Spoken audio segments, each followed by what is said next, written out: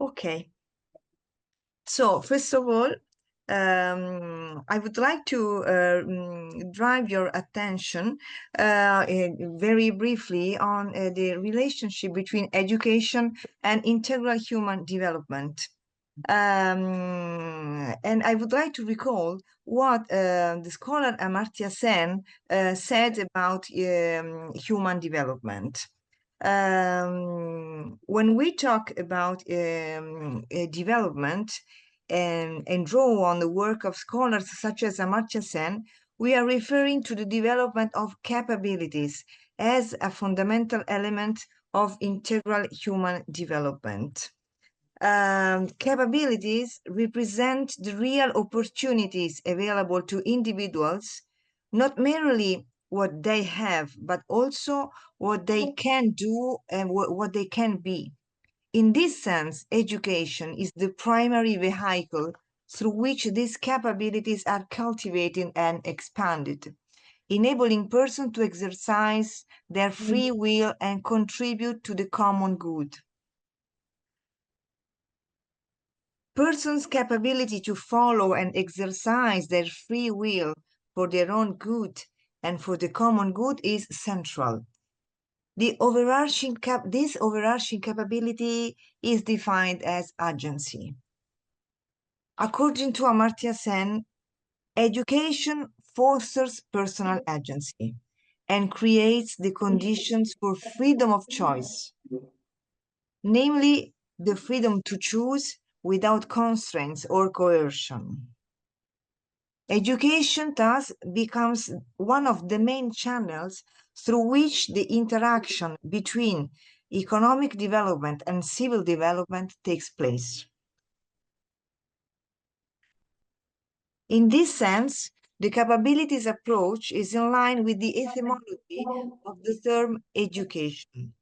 Education from the Latin, it means ex ducere, that means to lead out, indicating precisely that everything the educational process aims to achieve, actually it is already there.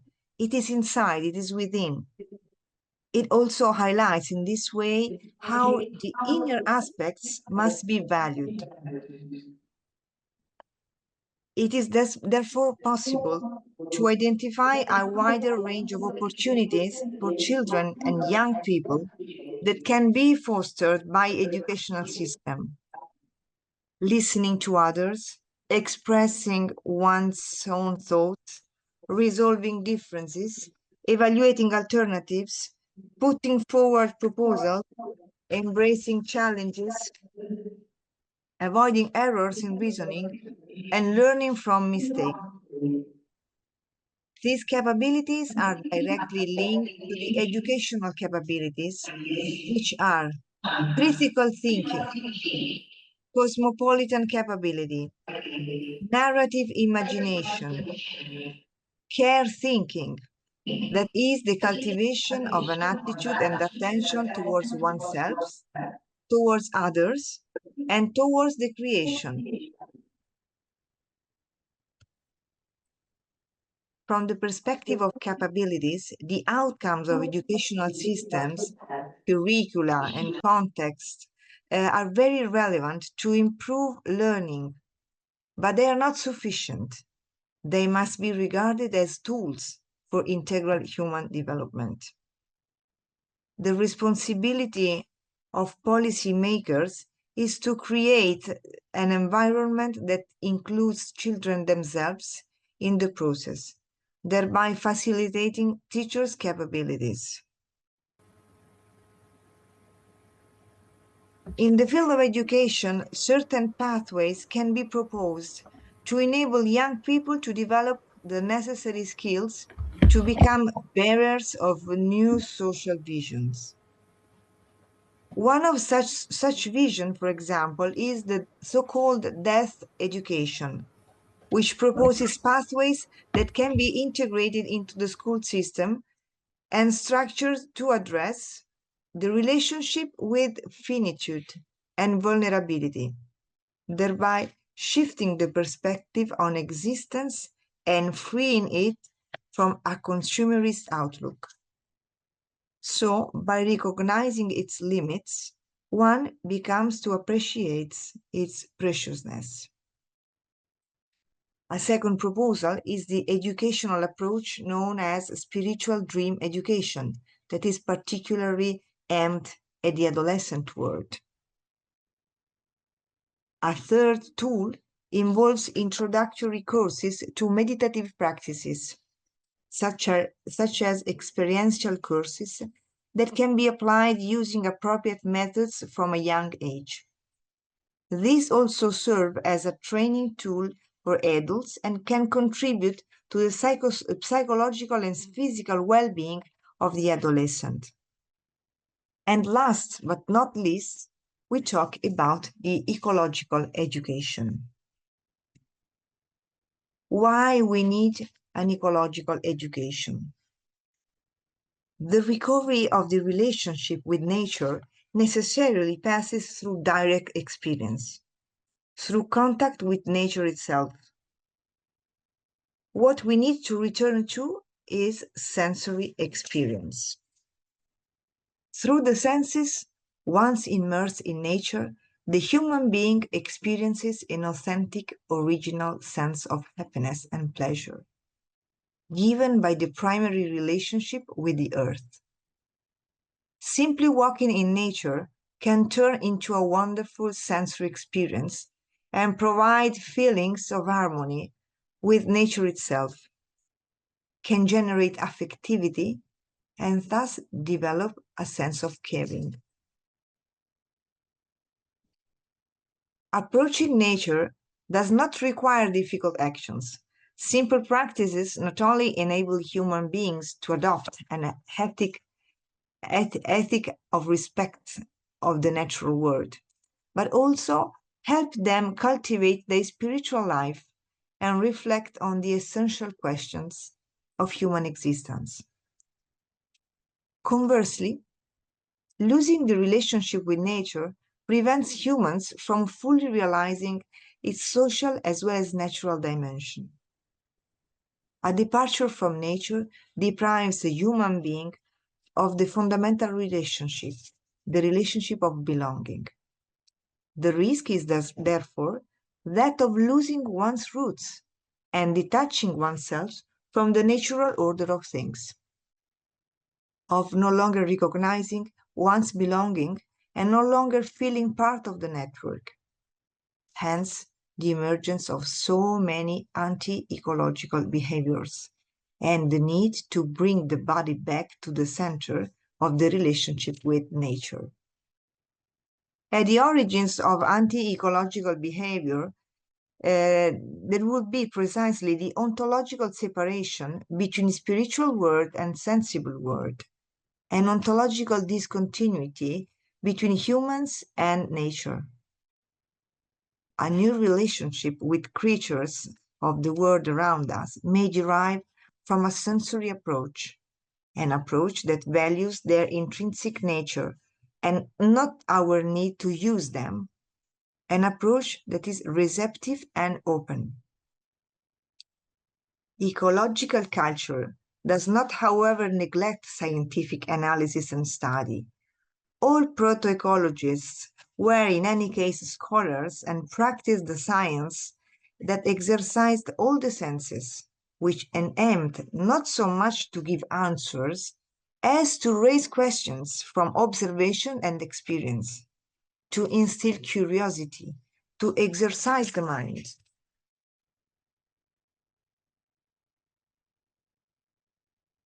A true ecological education will therefore take place outdoors and will see the teacher stimulating students to observe, to pick up smells, flavors, colors, emotions, and then to speculate intelligently. That is, to ask questions, and above all, to question the relationship existing between the various organisms present in nature. In this sense, ecology, in fact, is the science of relationship. The answer we are given, moreover, should not be considered as a point of arrival, but as a stage in a much longer journey to knowledge. far removed from the determinist and mechanistic approach to which we have become accustomed, from the fragmentary nature of knowledge typical of scientific research and reductionism, which have led mankind to be the dominator and exploiter of the earth. Instead, they will be attentive to doubts, to unresolved questions, and to be Socratically aware of the limits of knowledge, recognizing that reality in its complexity is superior to any form of knowledge. A new ecological education will favor the transition of the human being from being an exploiter to being responsible, not only for other humans, but also for the ecosystem, to preserve and protect it. Human beings will then not only see the environment in a different way, but they will be in it in a different way. They will learn to appreciate details, to know their meaning, to enjoy the beauty of the common and apparently banal landscapes. They will essentially develop an ecological aesthetic, which will allow them to discover the hidden beauty in common things. From this approach would also derive an affectivity towards nature, which is necessary for the so-called culture of care. An ecological education, therefore, will develop a method in which there are neither hierarchies nor separation, but only networks and connections. It will not regard nature as a machine, nor as a repository from which to draw unlimitedly. It will leave room for reflection, for reflexive and dynamic curiosity, for questions without immediate answers, for confrontation between ontology and epistemology.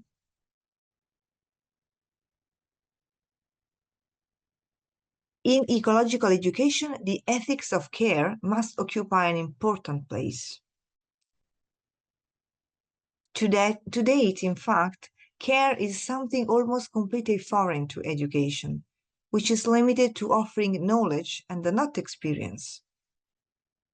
But how do we foster the learning of ethics of care?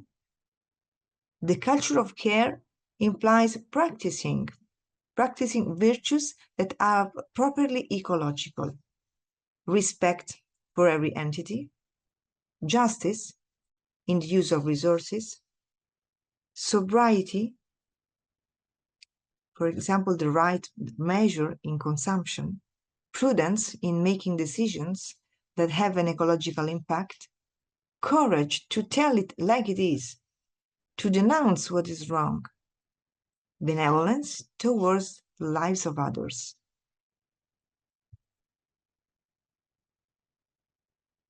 With respect to sobriety, it is worth saying a few more words.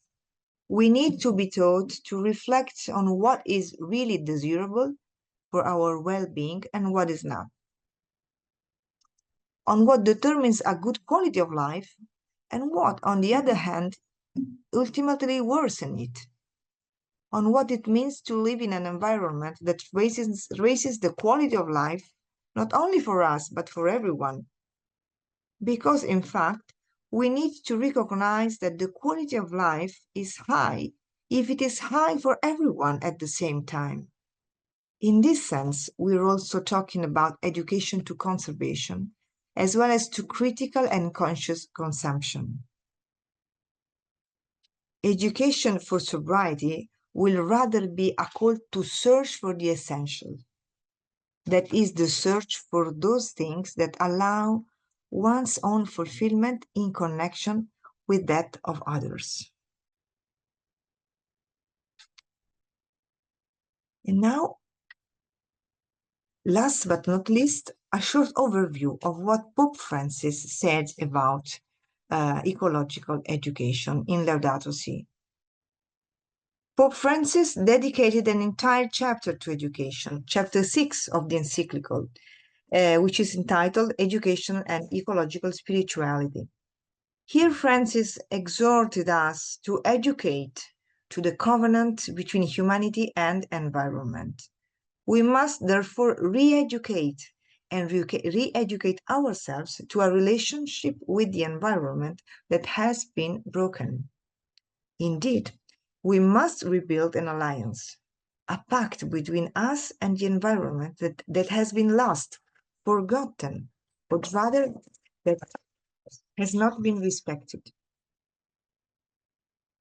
A betrayed alliance, therefore, can only bring disastrous consequences on human beings from nature, offended in its dignity and outraged. Hence, the urgent need to initiate an educational processes capable of stimulating and producing cultural change. The challenge is to broaden the horizons of education, to make people understand that everything is connected and that the fragmentary nature to which we are accustomed must be overcome in name of the wholeness, which brings together not only scientific knowledge, but also criticism of the cultural model that permeates us, made up of individualism, indefinite progress, competition, consumerism, and the market without rules.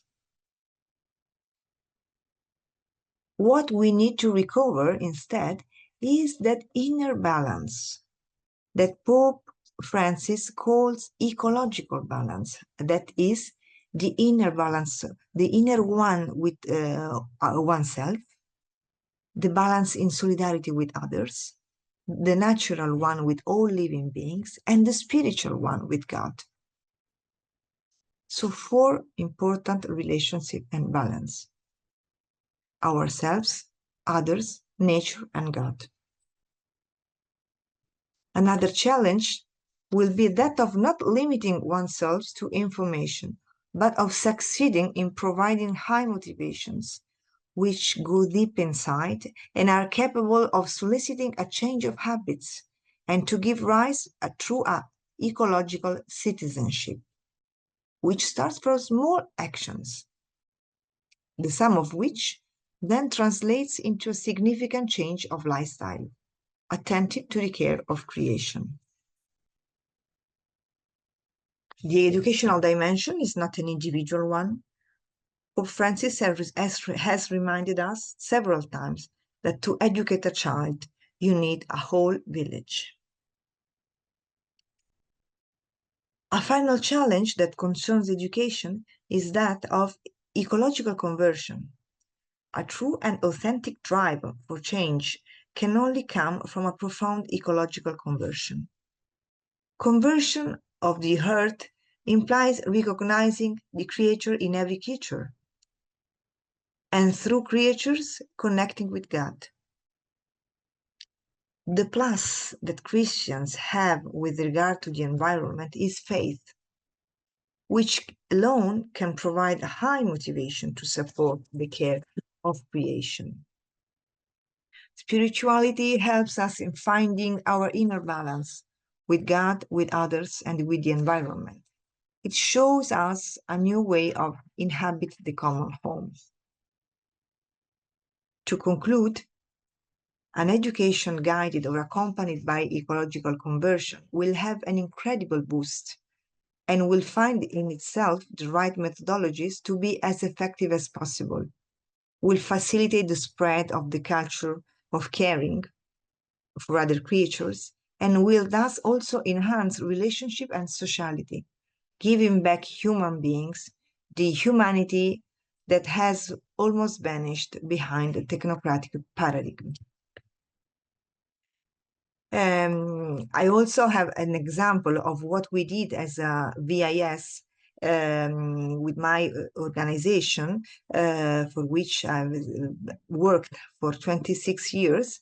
It is an immersive journey on climate change, actually a sensorial experience of the human costs on climate change, addressed to students and to teachers, but also to community, to groups, to anyone who is interested in these topics. But I think that I do not have more time to explain this, but in the outline that I already sent to Father Prem, you can find the explanation of this experience, a practical experience, and also some videos on YouTube. Thank you so much.